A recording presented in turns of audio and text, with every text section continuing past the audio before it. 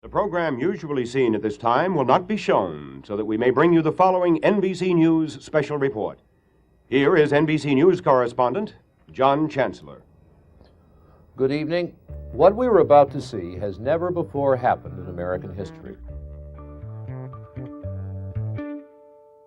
That was October 15th, 1973. What we're about to see has never before happened in American history. That'll grab your attention. What John Chancellor was talking about there, what he was preparing the audience for, was not the resignation of the vice president. That had already happened 5 days earlier. And it wasn't the resignation of the president either. That was still a few months away at that point. That special report that night was actually for the very, very special occasion of an address to the nation in prime time from the newly convicted ex-vice president of the United States. A former vice president of the United States, convicted of a criminal charge, has asked the television networks for an opportunity to speak to the country. Traditionally, if you're a president or even a vice president, you might request network airtime and then address the nation from the White House. But in this case, Spiro Agnew was now a private citizen. He had resigned his office. He had just pled to a felony. And so there was really no precedent for how to do this. But he wanted to explain himself. And so he requested the airtime. There was certainly interest in what he might have to say. So his address to the nation that night, it didn't come with the trappings of the White House behind him. It came from the NBC News studios in Washington, D.C. I do not want to spend these last moments with you in a paroxysm of bitterness, but I do think there are matters related to my resignation that are misunderstood. It is important to me, and I believe to the country, that these misconceptions be corrected. Spiro Agnew did not use that final address to the American people that night to express remorse, to acknowledge that maybe he had acted improperly at times. He also didn't try to calm down his supporters, who, after all, were outraged at his prosecution. He had denounced that prosecution as a witch hunt. But that night on national TV, he was not there to call for calm. He wasn't there to call for unity. No, Spiro Agnew used that final address that night, which itself was an unprecedented event. He used that speech to stoke the fires once again, to launch yet another assault on the press, and to keep attacking the prosecutors who had just driven him from office. Late this summer, my fitness to continue in office came under attack when accusations against me, made in the course of a grand jury investigation, were improperly and unconscionably leaked in detail to the news media. The news media editorially deplored these violations of the traditional secrecy of such investigations. But at the same time, many of the most prestigious of them were ignoring their own counsel by publishing every leak they could get their hands on. Spiro Agnew went out the way that he came in, as a counterpuncher, as a man whose first instinct in times of trouble was to deny any accusation that was made against him, and then to attack, often in personal terms, those he saw as his enemies. And that story of Spiro Agnew, the political fighter, that's the story we have told throughout this series, Bagman. And it turns out it doesn't stand alone in history. It was unprecedented then, but now it's a story that can maybe be instructive for the fights that we ended up in the middle of all over again in this iteration of presidential scandal and the conflict between law enforcement and the White House. We also know that the Bagman story left some burning questions of its own, and in this episode, we will get some answers. I'm Rachel Maddow, and you're listening to Bagman. Good evening. Washington was stunned today by the disclosure that Vice President Agnew is under criminal investigation by federal authorities in his home state of Maryland. The public interest and the interests of those who mean the most to me would best be served by my stepping down. Spiro Agnew is in disgrace, fallen from power, a convicted criminal. It's something that none of his critics would even have predicted not long ago. And it is one of the biggest news stories of our time. Dinner time can be a challenge for busy families, especially this time of year. Well, Gobble is here to help. They are your solution for delicious, stress-free dinners this holiday. Gobble's dinner prep kits are delivered fresh right to your doorstep and can be cooked up in just 15 minutes. Really. That's because Gobble's sous chefs do all the prep work for you. They take care of peeling, chopping, marinating, and creating the perfect sauces. By a long shot, the Gobble meals I've cooked were some of the simplest and quickest I've ever made.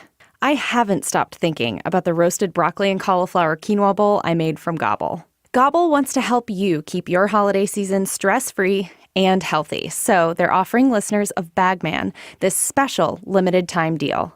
To get $50 off your first box of fresh, delicious dinners, just go to gobble.com/bagman.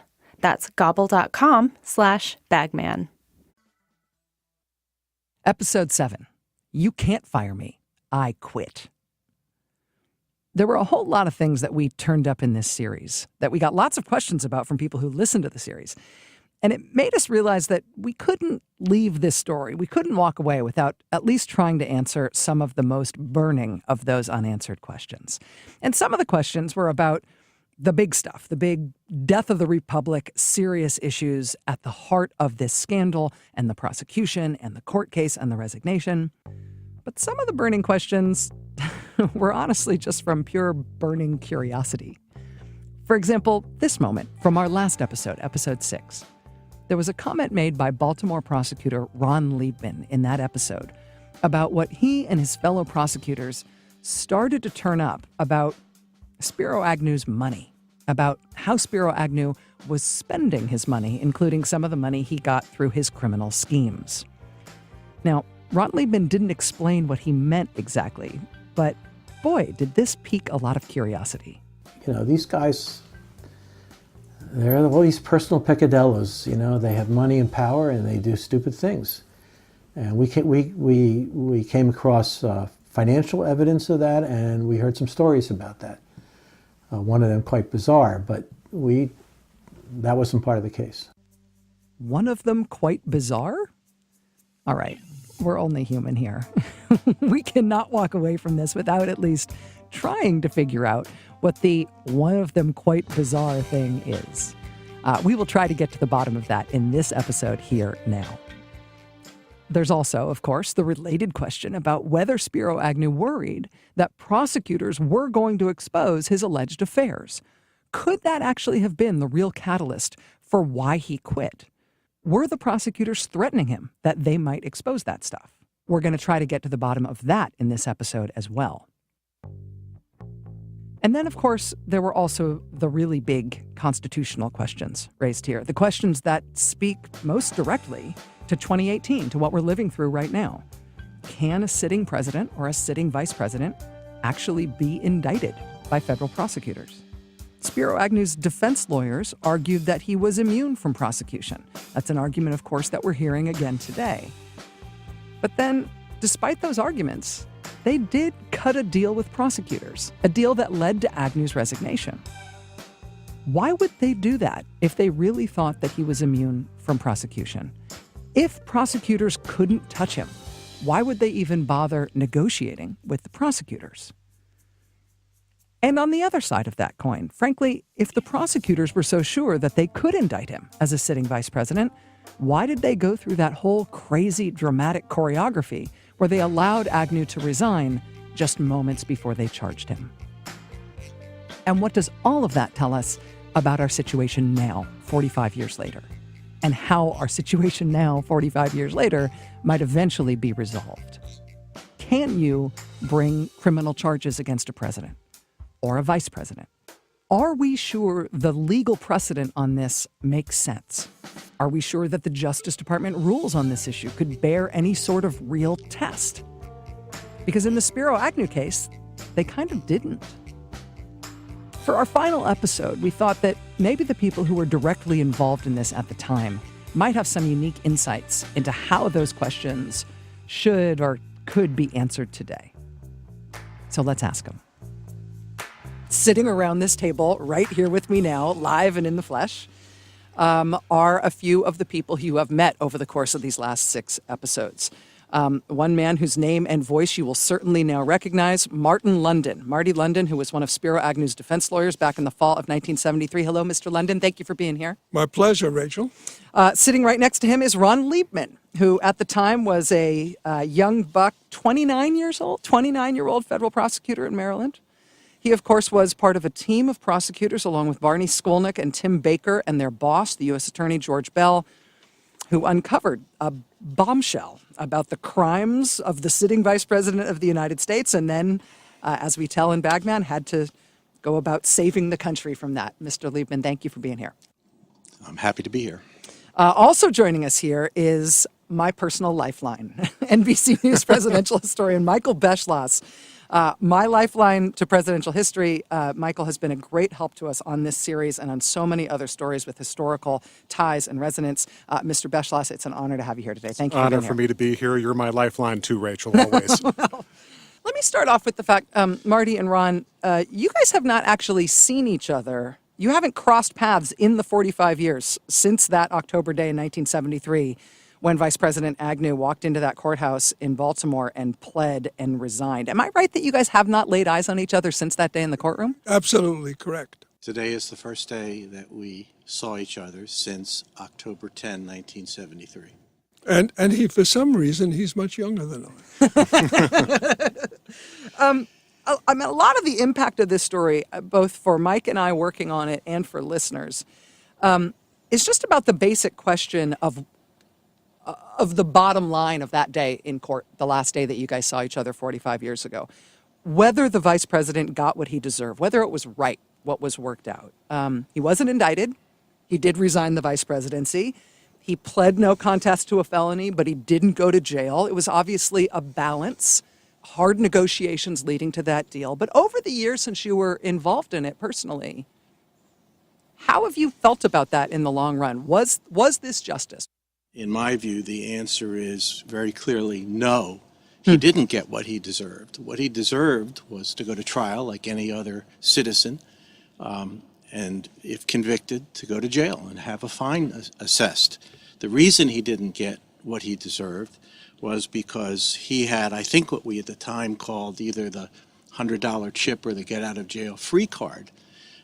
In the context of those times that you have so masterfully covered during the course of this podcast, it was an unusual situation, a sort of one of a kind, at least so far. The result was the right result.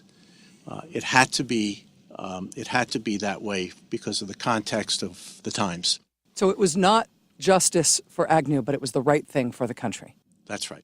When you and your fellow young prosecutors brought to the table this argument that he should serve jail time, that he should do the kind of sentence that anybody else might expect from being caught committing these kind of crimes, when you got talked out of that, was it an emotional thing? Were you, I mean, I can imagine, I remember, I know how self-righteous I am now. I remember being much more self-righteous when I was in my 20s and early 30s. Being involved in something so dramatic, I mean, obviously it was meaningful to you to be taken so seriously by the Attorney General and to have such an important role in those conversations. But I imagine that must have been sort of a heart-wrenching thing for you to be brought around on that issue as a matter of justice. It was extremely emotional and heart-wrenching. I remember we had meetings in the Attorney General's conference room, and I remember the first time sitting across from a bust of Oliver Wendell Holmes and thinking to myself, what would he do? Yeah. And then we also had meetings in Elliot Richardson's inner office. But I remember one of these debates in the conference room where Henry Peterson, the head of the criminal division, was so angry at us, the three prosecutors, demanding jail time, that he got out of his chair and he had this way of shoving his hands in under his belt. And he turned to Tim Baker and said, something along the lines that I'm paraphrasing. You just want him to be treated, him being Agnew, like anybody else, like any person. And Tim, again, I'm paraphrasing him, Tim said, you're damn right I do. And we went around and around and around. And it was the experience, the statesmanship, whatever you want to call it, of the Attorney General who brought us around to what was, as history has depicted the very best decision under the circumstances. Marty, in terms of why Vice President Agnew decided to agree to a plea deal when he did in that second week of October 1973, how much did the investigation that the IRS had conducted factor into it? The IRS agents actively digging into every penny that he received and spent, turning up a lot of information about his personal life, how he was spending his allegedly ill-gotten gains, some questions that raised about his personal life and his family life. Was that part of his concern about his liability in this investigation and why he might want to cut a deal to end it? Look, I've represented a number of people who are facing criminal charges, and there are several considerations for a client who's faced with criminal charges. The most important consideration is the end game. Am I going to lose, and what are the consequences of losing? Possibly jail. But the other consideration is this is an investigation that's going to take 2 to 3 years. I have to endure 2 or 3 years of pain. And if the IRS is involved, we're talking about extreme pain. We're talking about internal investigations. This is, like an internal biopsy. This is terrible. And certainly nobody could ignore the pain of 2 to 3 years of uncertainty. And during that uncertainty, you've got the IRS, you've got Ron Liebman, you've got all these people who are, tearing away little bits of flesh. So the answer is yes. The pain of the investigation is certainly something that any prospective defendant considers when making a decision. Ron, go ahead. I would say yes, but if one's client, in this case we're talking about Agnew, of course, felt and believed that he was innocent and hadn't committed the series of bribery and extortion crimes that he did commit, I think that a client like that would say to his lawyer or her lawyer, gosh, 3 years of this, that's going to be horrible. 3 years of the IRS crawling in and out of my life, looking after every penny. But you know what? Let's do it. Because I'm innocent. Because I'm innocent. And here, the big thing when we were in these negotiations, the big thing was Agnew didn't want to set one foot in a jail cell. And he had the get-out-of-free card. And all the rest of it, the subpoenas to the press, all the other stuff was just background noise as far as we were concerned. Ron, let me ask you about one aspect of the IRS part of this investigation, because one of the things we did not expect to hear from people involved in the case, and that we certainly didn't read a lot about when we looked at contemporaneous materials from the case, was the issue of what the IRS figured out about how Agnew was spending his money, and some issues of potential personal hypocrisy or personal peccadillos that were raised by that part of the investigation. In our interview with you for the podcast, this is something we've received a lot of questions about from our listeners. You're talking about this point leading up to his acceptance of the plea deal where the investigation is starting to turn up some information about his personal life, how he was spending his money. You told us this. These guys, they have all their personal peccadillos. They have money and power and they do stupid things. And we came across financial evidence of that. And we heard some stories about that. One of them quite bizarre, but that wasn't part of the case. And you go on to say that this stuff, personal stuff about Agnew that you turned up, you never planned to use that against Agnew. So to me, there's two questions raised by that. Number one is, was Agnew aware that you knew about that stuff? Might he have been worried that would become part of the case? And what's the one of them quite bizarre? One of the one quite bizarre story you heard about that never made it into the case? To answer your first question, he must have figured out that if the IRS is crawling all over his books and records and his life, looking where every penny came in and where every penny came out, they were going to come across some personal indiscretions that he knew he had in his background. As for your second But question, did you ever threaten him either No, implicitly no, or explicitly that that would come out? this is all before what happened to then President Clinton. And we didn't even debate whether or not to use this salacious information that we came across. Maybe it was a tenor of the times, but it was a non-issue for us. So he had to know that you knew, but there was no reason for him to expect that you were going to make it public. Well, Okay. I don't know. I mean, I don't know what he expected. Maybe he was worried that we would make it public. It was never discussed. It was never debated with his lawyers. There were things that we learned, and I don't really want to go into them. They're salacious, and they're, as I said in an earlier podcast, it is very common when people have money and power, and particularly, unfortunately, in public life, they do really stupid things. It involves sex, it involves mistresses, it involves all kinds of bad behavior. In 1973, George Bell and his three assistants, myself, Barney, the senior guy, and Tim, we didn't debate it. We came across it. It was told to us. We investigated it. We confirmed it as much as we could, but we never decided to use it. Was Agnew worried that that might all come out? Probably he was. Was it of a purely personal nature, or was it additional criminal behavior? It was of purely personal behavior. Michael Beschloss, what Ron Liebman is saying there about expectations at the time, and how with no even implicit threat from the prosecutors that Agnew may have been worried about that coming out, different standards about whether those things could be involved in this sort of public case. How does that strike you?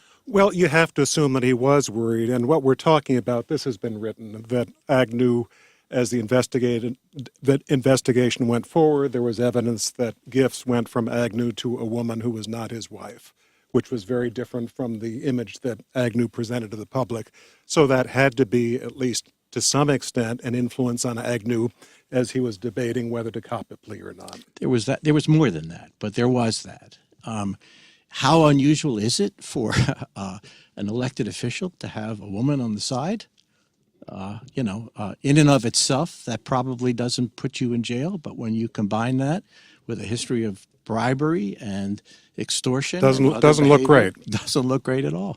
Marty, you made the case in 1973 that, and when we interviewed you for the podcast, you made the case very eloquently that there were legal and practical and common sense reasons why a vice president should be immune from prosecution, why there could not be an indictment of the vice president. The prospect of a vice president sitting in jail, becoming president, does he have Secret Service protection in jail? Once he becomes president while imprisoned, does he get his intelligence briefings then? Does he pardon himself? I mean, it's a compelling case.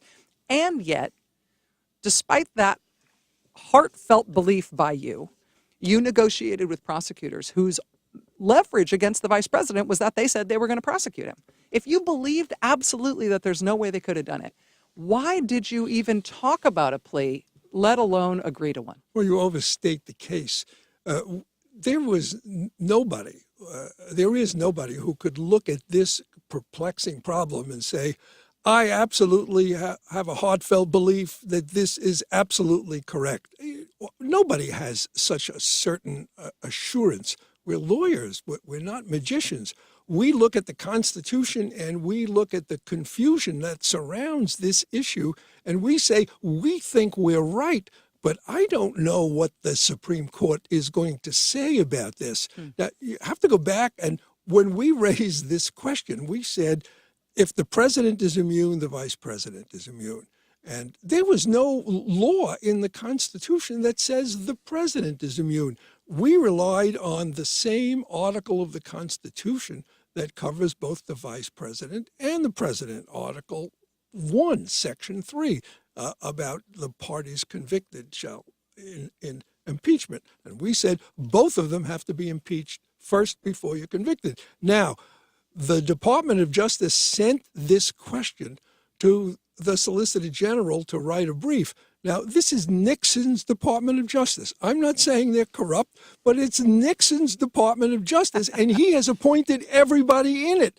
And his appointee, Robert Bork, writes a brief looking at the Constitution, the same Constitution that we looked at and said, well, you're right, the president is immune, but the vice president isn't immune. And there was zero constitutional basis for that decision. Was that a political decision?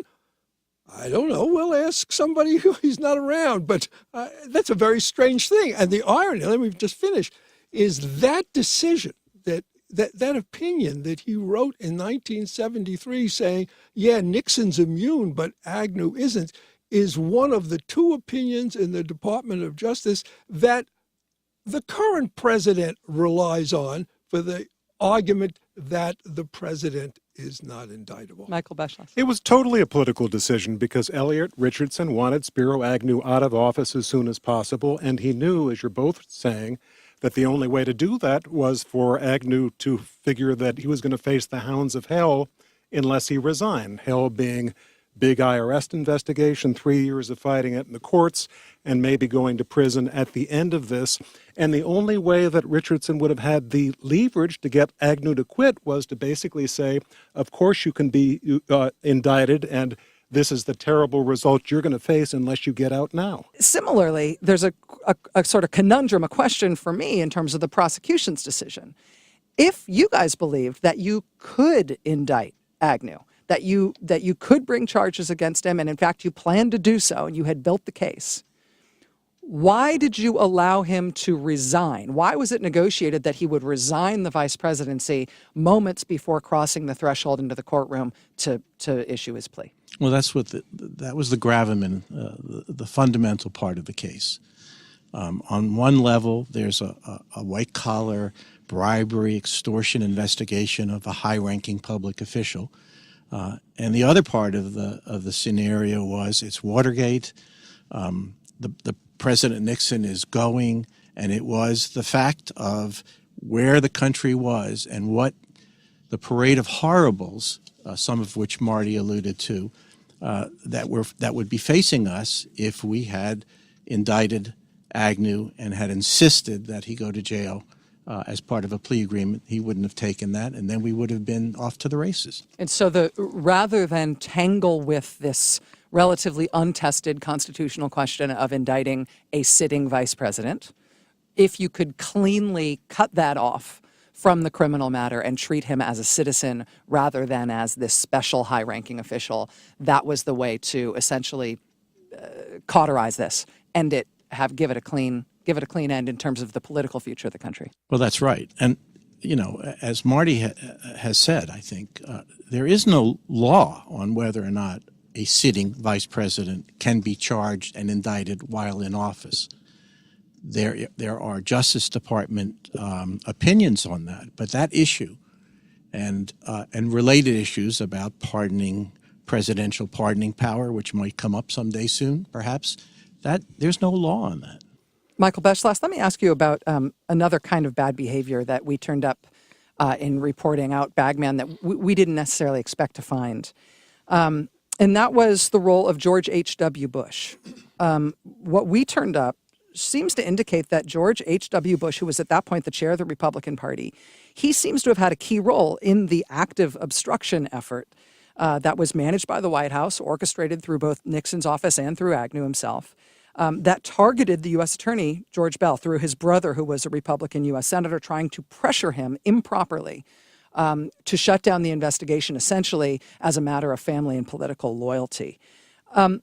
Was it known before that George H.W. Bush was involved in this obstruction effort? Is this the sort of thing that, like a darker history of George H.W. Bush that historians have all known about, but people in general don't talk about it? No, this is a real discovery, and you found this in the papers, if I remember correctly, of the U.S. Attorney Beall that are, I think, in Frostburg State University in Maryland, and not terribly many people, if any, had gone through those papers. So wonderful for you and your team to have found that. But that is the kind of thing that, especially nowadays, the idea that the Republican national chairman, as George H.W. Bush was at that time, to go to a U.S. attorney and go to a U.S. senator and say, wind down this investigation or stop it, not a great thing.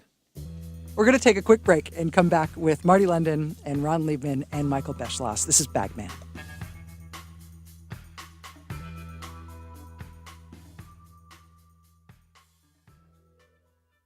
Start making an impact on your audience with Campaign Monitor, an email marketing platform trusted by 250,000 customers worldwide. Email marketing is the most effective way for your organization to get in front of your potential customers. With an ROI more than twice that of any other digital channel, email marketing is a proven strategy to reach your audience and drive more revenue. With mobile-friendly templates that stand out, a drag-and-drop email editor, and a rich help center with 24/7 support and video tutorials, Campaign Monitor empowers businesses of any size to create, send, and report on powerful email marketing campaigns. Even getting started is easy. With a free trial and guidance throughout the entire exploration process, you'll be able to reach your audience and drive more revenue with email in no time. Start your free trial at campaignmonitor.com to see for yourself. Campaign Monitor. Make your emails unforgettable. Technical question for you, Ron. Did you and your colleagues ever produce a draft indictment for Agnew? I don't think we did. I don't remember, totally, but I'm pretty sure we did not. Well, but the grand jury had not ever voted for an indictment. Nothing was submitted. We never got anywhere near that. What we did get was a 40-page dense written statement of evidence about Agnew's evidence that the grand jury had collected about Agnew's behavior. And I understand that was a lot of work at the time, Ron, for you and your colleagues. We talked in the podcast about how you guys stayed up all night the night before it was due. We did, yeah. It then disappeared in history. It's interesting. It's very hard to find that document now. The content of that document would be news to most people who even think they know this history, even to most people who've heard this podcast and now do know something about this history. I wonder if you've reflected on that over the years, that all of that work that went into it and how much emphasis you guys put on making sure that the evidence against him was documented in a matter of public record. It's almost instant obscurity. I wonder whether that's weighed on you over the years. Well, I actually wasn't aware of that. I mean, I just assumed, I guess, that the 40-page recitation of the factual basis of the case was in the public record in the United States versus Agnew. He went into court. He was charged with a crime. He pled nolo contendere, and so there was a case. And I frankly was unaware until this podcast that the all-nighter that we pulled was somewhere hidden in between the pages of the history books. Yeah. Let me add, Rachel, that first, this 40-page statement was a statement by the prosecutors. None of those facts have ever been proven in a court of law. Second, the vice president denied everything in that 40-page statement. He made a statement saying none of it is true. So that 40-page statement is a one-party statement about which there is no agreement from the other party. Well, that's not entirely correct. First of all, it is accurate, and it was accurate when written. But as listeners to this podcast have learned, and as a result of later civil action brought against Agnew, Agnew was careless enough to have violated the attorney-client privilege between him and his personal lawyer, whose name was George White. Yeah. And admitted to George, as your listeners have already heard, that, yeah, he did all that stuff. So there you have it. He didn't admit it at the time when you were representing him, Marty, when you guys were fighting over this stuff, but later things fell apart. He never, we had nothing to do with the matter. Once the plea agreement it got worse was confirmed, once you were gone, trust me. We walked out. You were out of there. For us, it was history. I think that was well advised. You're still batting 1,000, trust me, Okay, but it didn't okay. go great for your client. I want to ask one final question. Michael Beschloss, I'm going to put this to you, but either of you can jump in, please, if you have anything on this. One of the inspirations for us doing this podcast was that there was another really, really good podcast that came out not long ago called Slow Burn, which is done by Leon Neyfakh at Slate. And it was a different type of historical look at Watergate. And when we started putting together the bones, the structure of how we thought we were going to tell this story, we went to go talk to Leon about it to see if this part of the Watergate story had been of interest to him and if he had anything that he could help us with. And he told us one thing about how the Agnew resignation fit into history at the time that I had never thought of before. And I just wanted to run it by you, Michael, and see what you thought. He told us, I'm quoting him here, the ousting of Spiro Agnew imperiled Nixon in two ways, one practical and one atmospheric.